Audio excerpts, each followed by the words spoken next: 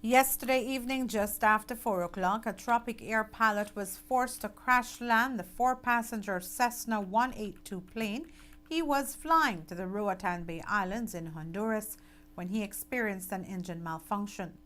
Fortunately, neither of the two tourist passengers was injured, and there was rapid response from the Belize Coast Guard. While our attempts at getting comment from the management of Tropic Air were futile, we did speak with the Vice Commandant of the Belize Coast Guard, Commander Elton Bennett. At about 4:45, we received information from Civil Aviation that a small Tropic Air aircraft went down somewhere in between Turniff and Lighthouse Reef atolls.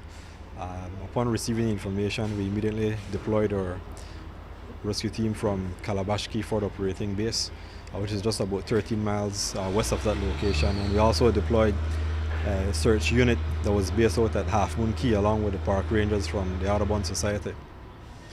At exactly 5:05, exactly 20 minutes after receiving the information, the search unit retrieved the three survivors from off the plane, which was still afloat in the area, and took them to safety at Half Moon Key. Later on that evening, a Coast Guard vessel transported them back to Turniff Islands. The casualty investigation will be done by Civil Aviation, the authority to conduct aircraft accidents. I know that they have investigators on the scene now, and they're doing their investigation. So at this time, for us, it's just a rescue operation. All three passengers were in good order. There were no medical casualties to report. Love News understands that the Department of Civil Aviation has opened an investigation into yesterday's incident, and according to the director, Lindsay Garbett, it is an investigation that entails the reviewing of history logs as they pertain to the maintenance of the plane, along with other factors. We had two teams, one that went out to the actual site, one that conducted investigation talking to the pilot and the passengers.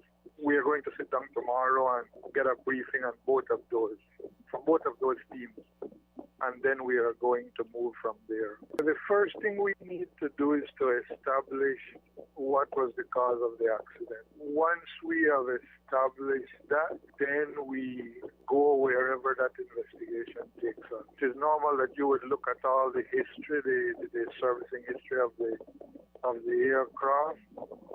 You're going to do an interview of the pilots and whatever passengers were there, and then you are going to come up with the conclusions. We have our people who are experienced and trained in investigation, and so they are going to put all the facts together we have gathered, and they're going to give us a draft report. That takes a while. That takes a couple of days, because you've got to be very careful with these kind of things, and we want to make sure that whatever information we get is checked and double-checked if necessary, even with the manufacturers of the aircraft. Details of the investigation is something that we have to be very thorough with, and we have to be very careful. We have to follow set standards that is set up by the International and Civil Aviation Organization and the laws of the Belize. Those information we are collecting, analyzing, and after that we are going to be able to have a first draft of what our findings are.